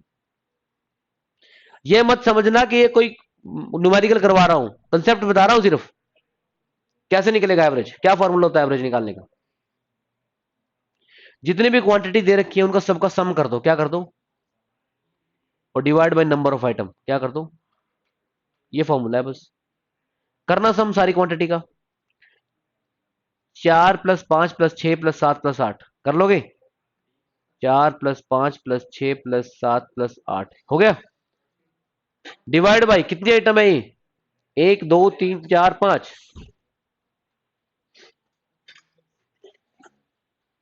निकालना आया? ये एवरेज सिखा दिया मैंने आपको। कितना आ रहा है? हाँ? 6 आ रहा है। देख लो भाई, कुछ स्टूडेंट बाद में मुझे बोल देते हैं सर वैल्यू गलत निकल गई थी, फिर उनको अपना नहीं याद रहता, वो खुद ही बताते हैं मुझे वैल्यू। ठीक है, कमेंट में तो जैसे ही बताओगे वही तो निकाल। अगर मैंने निकाला होता फिर मैं तो ठीक ही निकालूंगा। 4 और 5 9 6 15 और 7 22 और 8 30, 30/5 आ रहा है। ये हो गया 6। अब मीनिंग समझाता हूं इसका, स्टोरी क्या है। देखो, पता चल गया? Meaning value, mean value sorry, measure value, true value क्या होती है? ट्रू वैल्यू तो एक ही वैल्यू होती है जो कितनी है इस क्वेश्चन में। अब ये आज के बाद याद मत रख लेना कि 6 ट्रू वैल्यू होती है। ये तो मैंने क्या लिया था, एक क्या लिया था मैंने, एग्जांपल लिया था। ट्रू वैल्यू 6 हो गई। क्या हो गई? अब जब आप मेजर करोगे इस इंस्ट्रूमेंट से, कुछ मेजर करोगे कि नहीं करोगे, तो आपको क्या बेनिफिट मिलेगा ट्रू वैल्यू से? देखो, अगर आपने मेजर कर लिया 4, क्या मेजर कर लिया, तो आपको पता चल जाएगा कि मेरा आंसर आसपास है 6 के, क्योंकि 4 6 के पास होता है। तो आप कहोगे ये मेरी रीडिंग ठीक हो सकती है। क्या कहते हो? हालांकि अभी भी 2 का फर्क है। 6 और 4 में कितने का फर्क होता है? 2 का ना। अगर आपने रीड कर लिया, मान लिया 5, मेजर वैल्यू क्या कर लिया आपने, आपकी रीडिंग कितनी आई? 5। तो आप अभी भी कहोगे ट्रू वैल्यू, आपने रेफरेंस ले रखा, क्या रखा है? जब भी आप रीडिंग लेते हो आपके दिमाग में क्या चल रहा है? ट्रू वैल्यू चल रहा है, क्योंकि आपको पता है मेरा आंसर किसके आसपास रहना चाहिए? 6 के आसपास रहना चाहिए। तो आप कहोगे मेरी मेजर वैल्यू ठीक है। अगर बाई चांस मेजर करते करते आपका आंसर कितना आ जाए कितना आ जाए, 100, तब समझ जाओगे ये जो मैंने रीडिंग ली है ये मैंने गलत ली है। कोई ना कोई मैंने जो कनेक्शन है वो उल्टे कर दिए। क्या कहते हो? कोई उल्टे सीधे कनेक्शन कर दिए मैंने। ये किस किस बिहाफ पे आपने कह दिया कि मेरा 100 आंसर गलत है? और क्यों आप फिर से कनेक्शन चेंज करना चाहते हो? क्योंकि आपके दिमाग में क्या चल रहा है? क्योंकि 6 से मैं बहुत दूर चला गया। तो अब मुझे ये बताओ कि ट्रू वैल्यू का क्या फायदा है? कनेक्शन ठीक होते हैं। ट्रू वैल्यू से हमें अपनी एक्यूरेसी के आसपास रहते हैं हम। आपको पता होता है कि एक्यूरेसी बढ़ानी है या घटानी है, समझ रहे हो? ट्रू वैल्यू से आपको आइडिया लग जाता है। वो देखो, एवरेज लेने का मतलब क्या है? 4 और 8 के बीच में आंसर रहेगा, मतलब आसपास किसके रहेगा? 6 के। अरे समझ में आया कि नहीं आया? तो मैं अभी भी बोल रहा हूं, ज्यादातर बच्चे यही मानते हैं ट्रू वैल्यू वो वैल्यू जो हम मेजर नहीं कर पाए। यस और नो? और मेजर वैल्यू जो हम मेजर करते हैं, लेकिन पूरी तरह से वो गलत होते हैं इस बात को लेके। ये बात समझ में आई है आपको? बताओ भाई, मेजर वैल्यू ट्रू वैल्यू का डिफरेंस समझ में आया कि नहीं आया? आज के बाद तो कभी कंफ्यूजन नहीं होगा कि what is the basic difference between. हाँ जी, किसी ऑनलाइन वाले स्टूडेंट को दिक्कत तो नहीं है? देखो, ऐसा भी हो सकता है कि आपने क्या रीडिंग कर ली, 8, तो आपका फॉर्मूला मैंने क्या बताया था, एरर का फॉर्मूला क्या बताया था? हम्म क्या बताया था? एम वी माइनस टीवी ना। अब तो देखो मैं सीधा सीधा फॉर्मूला लिख सकता हूँ ना। तो अगर आपकी 8 रीडिंग आई है तो 8 माइनस 6 कितना आया, 2। और अगर आप मान लिया आपकी रीडिंग 4 आती तो 4 माइनस 6, तो इसलिए कई बार ऐसा लिखते हैं आप, एरर आपका प्लस माइनस होता है। देखो 6 और 8 में भी 2 का फर्क होता है, और 4 और 6 में भी 2 का फर्क होता है। वो डिपेंड करेगा कि आप बड़ी वैल्यू में से छोटी वैल्यू सब्ट्रैक्ट कर रहे हो या छोटी में से बड़ी। जब बड़ी वैल्यू में से छोटी सब्ट्रैक्ट करोगे तो आंसर क्या आएगा, प्लस। और जब छोटी वैल्यू में से बड़ी वैल्यू सब्ट्रैक्ट करोगे तो आंसर क्या आएगा, ऐसा समझ रहे हो। ये तो यहां से भी देख लो आप, 8 और 4 में कितना का फर्क होता है, 4 का। और 4 और 8 में कितने का फर्क होता है, इसमें भी 4 का होता है। लेकिन इस दूसरे केस में क्या हो जाएगा, अरे भाई समझ में आ रहा है कि नहीं आ रहा है। तो मुझे ये बताओ कि अब आपको मेजर वैल्यू ट्रू वैल्यू का डिफरेंस क्लियर हुआ कि नहीं हुआ। ज्यादातर बच्चों को मैं बार बार बोल रहा हूँ, ट्रू वैल्यू को लेकर कंफ्यूजन में रहते हैं वो। मेजर वैल्यू का आप एवरेज ले लो, एवरेज निकालना तो बड़ा आसान है, और आपको लेना भी नहीं है पेपर में एक्चुअली। आपको तो वो लिखकर वैल्यू देगा, वो आपको 6 भी लिख के देगा, मेजर वैल्यू भी बताएगा।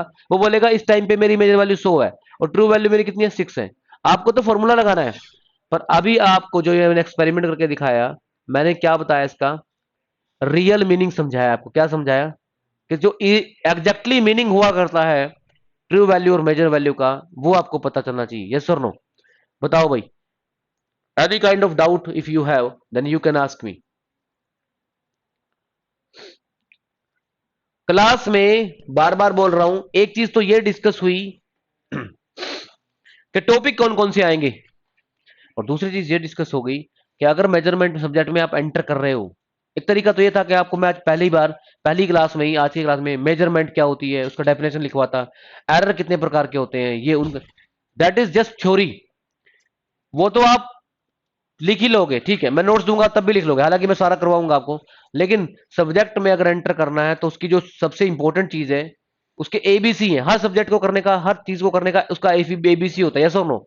अगर आप जब ड्राइव भी आपने करनी सीखी थी, तो ड्राइव करने के से पहले आपको उसका एबीसी सिखाया गया था, यस और नो। एबीसी करने का मतलब क्या होता है, सबसे पहले मुझे बेसिक बताओ। आप कभी भी जब ड्राइव करना सीखते हैं आपको ये नहीं बताया जाता, आप ये नहीं पहली बार ये नहीं बोलोगे कि जब मैं 80 किलोमीटर की स्पीड पे होऊंगा, 100 किलोमीटर, तो ब्रेक कैसे लगाऊंगा, ये थोड़ी ना पूछोगे। अभी तो आपको ये सीखना है कि आप क्लच कैसे रिमूव करोगे, यस और नो, और रेस कितना दोगे, यस और नो। तो बेसिक क्या है, मेजर वैल्यू ट्रू वैल्यू किसका, मेजरमेंट का। अगर बेसिक इलेक्ट्रिकल जो रिसेंटली सब्जेक्ट हुआ है, एलओग हुआ, एडीसी हुआ है, उनका बेसिक क्या है, केसीएल और केवीएल। क्या, फिर कोई भी न्यूमेरिकल आपका बड़े आसानी से हो सकता है, फिर कोई दिक्कत वाली बात नहीं है। बेसिक करने का मतलब आप न्यूमेरिकल के लिए जा रहे हो और कुछ भी नहीं है। या फिर कुछ थ्योरेटिकल क्वेश्चन हो सकते हैं। किसी का कोई डाउट, किसी को दिक्कत यहाँ पर, तो क्या मैं लिख दूं एरर का फिर से फॉर्मूला। अब मैं फॉर्मूले की टर्म में लिखूंगा एम वी माइनस टीवी। और बुक में बहुत सारी रिप्रेजेंटेशन दे रखी है, मुझे उससे कोई मतलब नहीं है।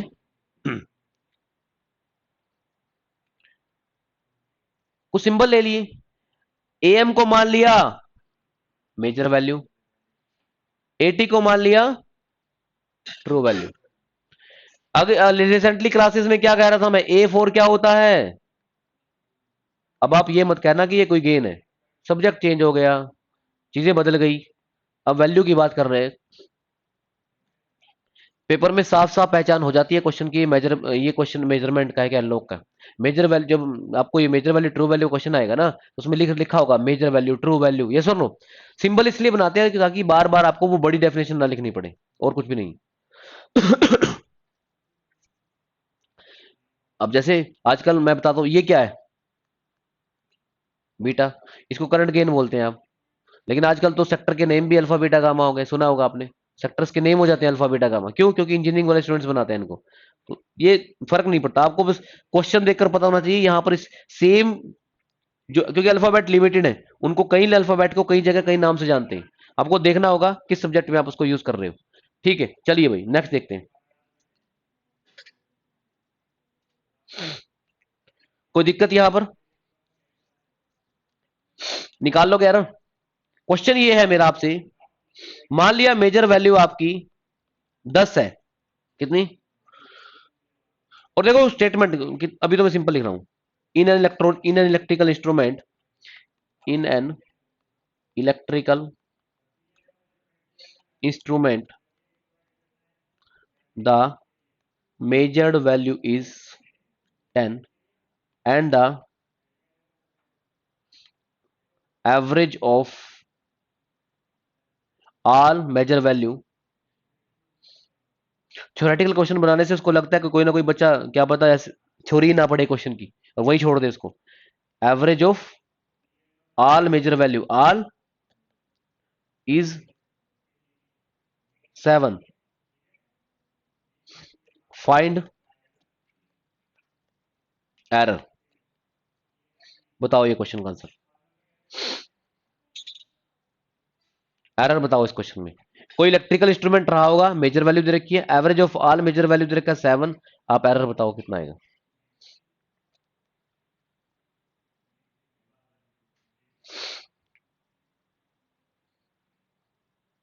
क्या कर पाओगे इस क्वेश्चन को, बताओ ना फिर। हाँ देखो, अब अगर आप बुक इसी टाइम बुक कर रहे होते ना, बुक में से क्वेश्चन कर रहे होते तो आपको क्या मिलता। एक सेकंड रुकिए, सॉल्यूशन दिखा दो। बुक में से अगर आप देखते तो बुक में क्या फॉर्मूला लिखा होता है इसका एरर निकालने का।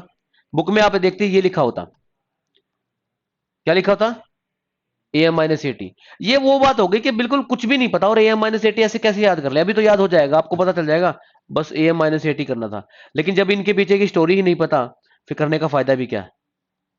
ए एम वो होता है जो आपने मेजर किया, कितना मेजर किया 10, और ए टी क्या होते हैं, जो मेजर वैल्यू उनका सबका एवरेज होता है। वो कितना दे रखा है, कुछ बच्चे सोचेंगे ये भी एमवी दे रखा है, कुछ भी ये भी एमवी नहीं, दूसरे वाला एमवी नहीं है। मेजर वैल्यू के एवरेज को तो क्या बोलते हैं हम, तो ट्रू वैल्यू कितना दे रखा है, तो आंसर कितना आया। अरे आया समझ में, कुछ है ही नहीं न्यूमेरिकल में इसमें। इसलिए जिस जिस हिसाब से बता रहा हूं उसी अप्रोच से बिल्कुल स्टेप बाय स्टेप क्लियर कर लो। कोई इलेक्ट्रिकल इंस्ट्रूमेंट रहा होगा, मेजर वैल्यू दे रखी है, उनका एवरेज बता दिया और ट्रू वैल्यू आ गई, मेजर वैल्यू ट्रू वैल्यू, आपका आंसर आ जाएगा। कोई दिक्कत कोई डिफिकल्टी यहां पर इस पॉइंट ऑफ टाइम पे। हाँ जी बताओ भाई।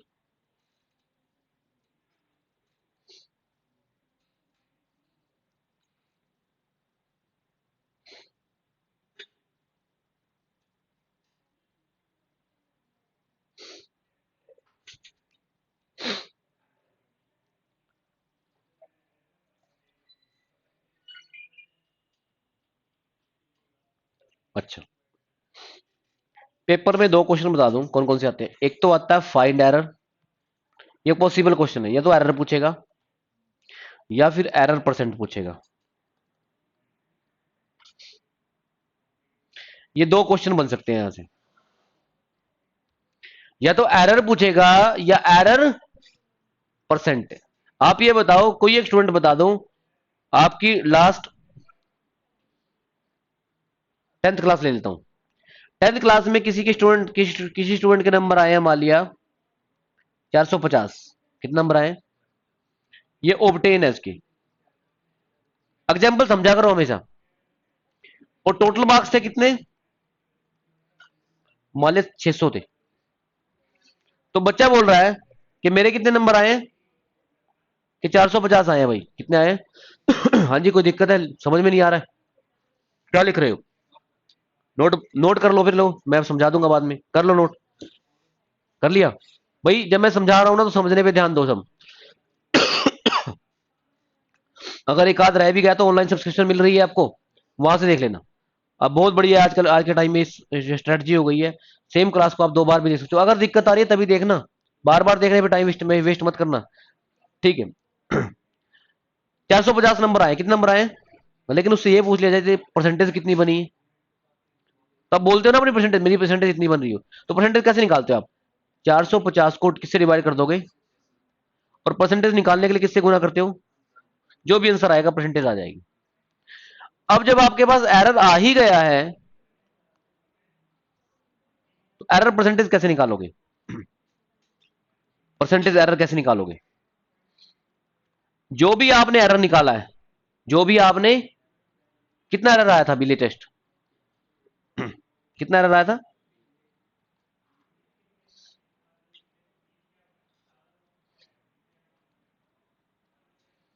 उस एरर को किससे डिवाइड कर दो, टोटल टोटल वैल्यू से, और टोटल वैल्यू है ट्रू वैल्यू। और क्योंकि परसेंटेज आपको निकालना है, किससे गुना करना पड़ेगा, ये आपका किसका फॉर्मूला आ गया भाई।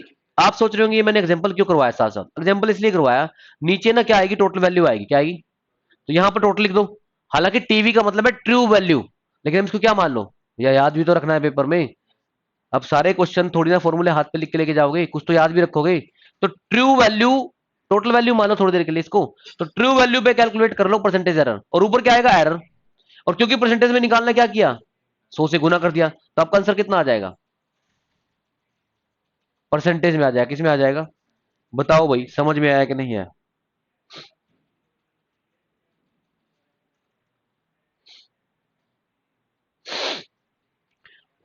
किसी को कोई डाउट।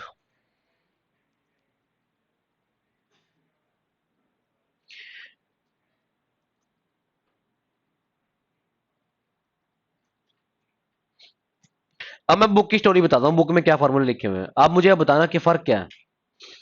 बुक में तो एक फॉर्मूला लिखा हुआ है एरर का, पर आप मुझे बताना कि दोनों में फर्क क्या है, और देखना फिर फर्क आपको महसूस हो जाएगा क्लास में। बुक में तो ये फॉर्मूला लिखा हुआ है एरर का। बुक में एरर को ना डेल्टा ए भी बोलते हैं, क्या बोलते हैं,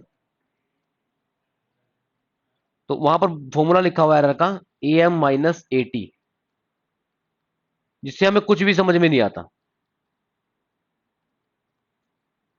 यहां मैं कैसे बता रहा हूं आपको एरर का फॉर्मूला, जो भी मेजर वैल्यू आई है उसमें से क्या भाग कर दो, सो सब्ट्रैक्ट कर दो, बात आंसर तो सेम आएगा, उससे क्या फर्क पड़ रहा है। अच्छा, परसेंटेज एरर निकालने के लिए यह फॉर्मूला है, एरर टोटल वैल्यू, इसको ट्रू वैल्यू बोलते हैं, इनटू, लेकिन बुक में पता क्या फॉर्मूला है इसका, मैं आपको बता देता हूँ। बुक में फॉर्मूला है, एरर की जगह लिखा हुआ है a M minus A t, हवरी तो होता ही एरर है, ये तो ऊपर लिखा हुआ एरर, या फिर इसकी जगह लिखा होता है, बुक में लिखा होता है M we minus TV, yes और नो, यही तो एरर है, अरे यही तो एरर है।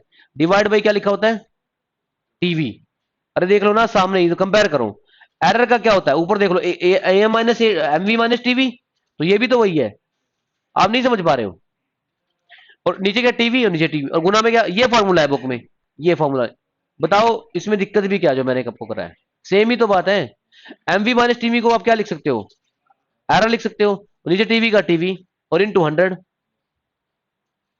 भाई चाहे 10 बुक पढ़ लो, लेकिन 10 फॉर्मूले मिल तो जाएंगे, लेकिन सबका मीनिंग सेम है। बस ये हो सकता है कि 10 के 10 फॉर्मूले पढ़ने के बाद आप खुद इतने कंफ्यूज हो जाओगे, पेपर में आपको पता नहीं चलेगा आपका मैं फॉर्मूला लगाऊं कौन सा। इसलिए हमेशा बोलते हैं, टीचर सजेस्ट करते हैं स्टूडेंट्स को, एक जगह से पढ़ के जाओ, कोई एक चैनल पकड़ लो, कोई एक टीचर पकड़ लो, ताकि आपको कोई एक तरीके से, आपको क्योंकि दिमाग में एक ही तरीका आपको आता है, फिर आप वही इंप्लीमेंट करना चाहोगे हमेशा, यस और नो। अगर 10 भी तरीके पकड़ लिए तो 10 तरीके आप इंप्लीमेंट करना चाहोगे, और परफेक्ट आप किसी में भी नहीं हो, समझ रहे हो, तो ये फर्क है। ठीक है भाई, तो ये दोनों फॉर्मूले नोट कर लो।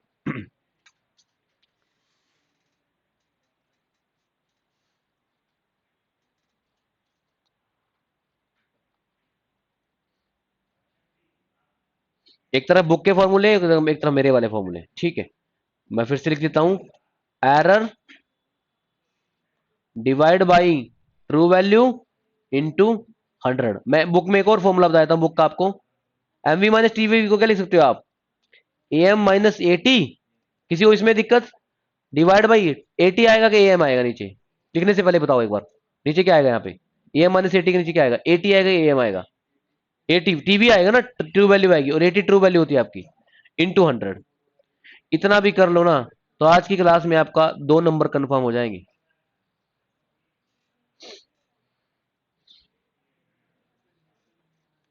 समझ में आ रहा है कि नहीं आ रहा है।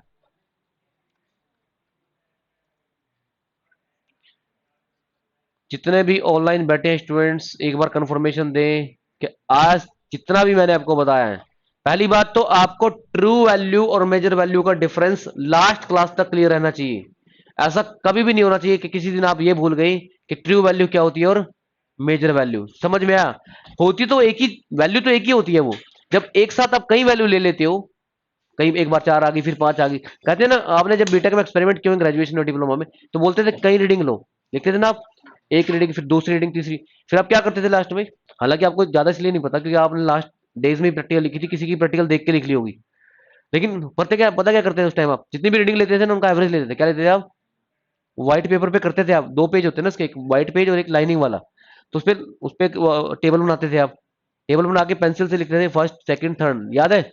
उसके बाद आप फॉर्मूला लगाते थे, एवरेज वगैरह लेते थे, वो होती थी ट्रू वैल्यूज की निकालने के लिए। क्या निकालने के लिए? तो ये स्टोरी है भाई आज की क्लास में इन दोनों वैल्यू की, ठीक है।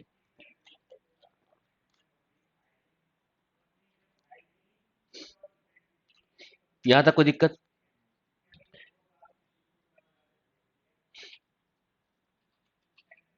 हाँ जी, एक बार चेक कर लेता हूँ, एरर किसी का डाउट तो नहीं है।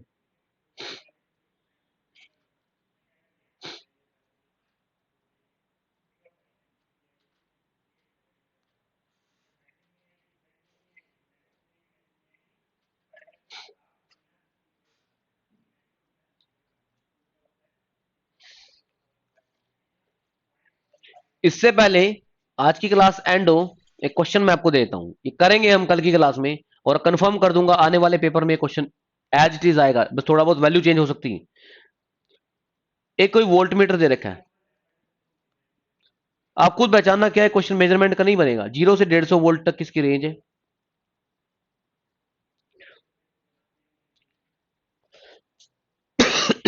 एक वोल्ट मीटर आपको दे रखा है,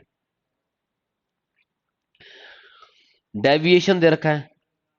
डेविएशन बोलते हैं भाई एरर को, किसको बोलते हैं? लिख लिया करो ये खुद से। Deviation of 1% of full scale value of the voltage, sorry if the voltage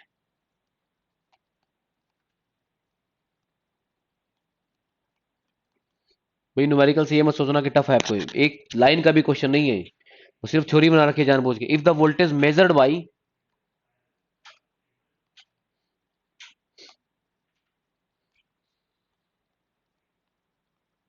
instrument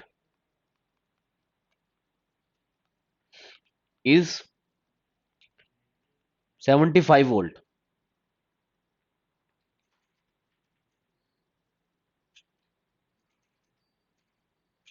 find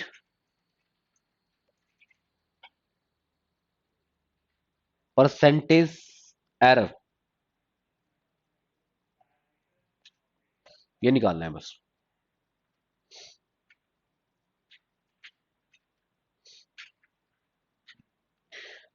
पूरी मेजरमेंट में ज्यादा से ज्यादा 10 या 15 न्यूमेरिकल आएंगे, अगर वो भी करके चले गए ना तो एक भी क्वेश्चन आपका गलत नहीं होगा, याद रखना। 10 या 15, मैक्सिमम 20 हो सकते हैं। जितने ज्यादा कम क्वेश्चन करके जाओगे ना न्यूमेरिकल के, उतने ज्यादा वेंटिलेटर पे आप रहोगे। वेंटिलेटर पे मतलब रिस्क पे रहोगे, आप समझ रहे हैं? ये क्वेश्चन है। अभी क्लास में इंटरप्ट कर रहा हूं, यहाँ पे रोक रहा हूं, इसलिए रोक रहा हूं क्योंकि अभी आपको एक बार ना रिवीजन करने की जरूरत है। अगर अभी इस क्वेश्चन को करते करते आपको ये कंफ्यूजन रह गया कि कौन सी मेजर कौन सी ट्रू, तो ये क्वेश्चन आपको बनेगा नहीं खुद से। आज आराम से घर जाओ और ये देखो कि मेजर वैल्यू क्या होती है और ट्रू वैल्यू क्या होती है।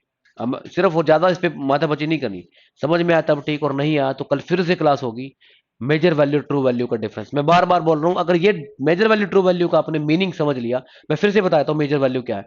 जब आप कई बार रीडिंग लेते हो, उन कई कई बार रीडिंग क्यों लेते हैं? एक्यूरेसी के लिए। मान लिया पहली रीडिंग गलत आ गई होगी, दूसरी रीडिंग गलत आ गई होगी, आप समझ रहे हैं? जब आप कई बार रीडिंग लेते हो, उन सारी रीडिंग का जो एवरेज होता है वो क्या होता है? True value. और जब एक एक करके आप एक वैल्यू रीडिंग ली, फिर दूसरी रीडिंग ली, इस जितनी भी आप एक एक करके रीडिंग लेते हो वो सारी क्या होती है? Measure value. समझ रहे हो? एक इंस्ट्रूमेंट पे एक एक करके जो आप रीडिंग लेते हो वो कौन सी रीडिंग है? Measure value. एक एक करके मान लिया आपने 10 रीडिंग ले ली, उन 10 रीडिंग का जो एवरेज होगा वो क्या होगा? इसका मतलब काम तो एक ही किया है। जब आप कई बार रीडिंग ले रहे हो उस सम का एवरेज क्या होता है? ट्रू वैल्यू होता है। और जब एक एक करके रीडिंग लेते हैं उसको क्या बोलते हैं? Measure value. True value measure value करने के लिए कोई अलग से इंस्ट्रूमेंट नहीं होता, इंस्ट्रूमेंट वही है। जब आप एक रीडिंग को नंबर ऑफ टाइम रिपीट करते हो, उन सबका रीडिंग का एवरेज जो होता है वो क्या होता है? True value. आया समझ में? ट्राई कर लो, वो पढ़ लो, और कल मैं आपको ये न्यूमेरिकल 2-3 न्यूमेरिकल कराऊंगा और फिर बताऊंगा what is the definition of measurement. Measurement का डेफिनेशन क्या है? What are the different type of error. Theory वाला क्वेश्चन भी चलेगा। तो आज कुछ पैनिक मत हो जाना कि पहले दिन ही सीधा फार्मूला बता के न्यूमेरिकल लिख दिया। ठीक है, मैं चाहता हूँ ये हूँ, तो जो चाहता ये हूँ जो पेपर में आएगा आपके कमिंग एग्जाम्स में आएगा, पीएसपीसीएल में आएगा, एचपीपीएससी में आएगा, वो क्वेश्चन आपको, मेरी कोशिश ये है कि एज इट इज मिले, आपको क्या मिले। इसलिए मेरे को जब 10 क्वेश्चन मिलते हैं तो उनमें से मैं वो उठाता हूं जो एक्सपेक्टेड है एग्जाम के लिए, ठीक है। और एक्सपेक्टेड का मतलब 90-80% एक्सपेक्टेड होता है वो क्वेश्चन, ये याद रखना आप, ठीक है। इसलिए बिल्कुल भी केयरलेसनेस नहीं दिखानी है कि इतना भी नहीं कर पा रहे हो तो फिर एक्सपेक्टेशन मुश्किल हो जाएगी, ठीक है जी। तो यहां पर मैं रोकता हूं, कल मिलेंगे, ठीक है जी।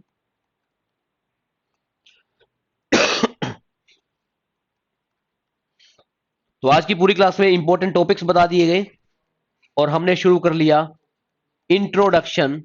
इंट्रोडक्शन भी बता दिया मेजरमेंट में हम क्या करने वाले हैं, ऑफ मेजरमेंट, जिसमें सबसे ज्यादा फोकस मेरा बार बार रहा है किस पे, एमवी पे। और टफ चीजें मत करो, आसान समझ लो पहले, आसान क्या होती है समझ रहे हो।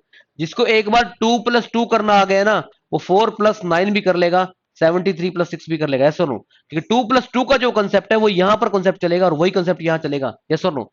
जब कैलकुलेशन बढ़ती है तो सिर्फ टाइम लगता है सॉल्व करने में, कंसेप्ट सेम रहता है, यस और नो, कंसेप्ट नहीं बदला करता। तो यहीं तक आज की क्लास में करेंगे, किसी को कोई डाउट है तो वो पूछ सकता है। और एक क्वेश्चन ट्राई मत करना, मैं बिल्कुल शॉर्टकट से बताऊंगा कल की क्लास में। हाँ जी, समझ में आया, ठीक है जी। चलिए आज इतना ही।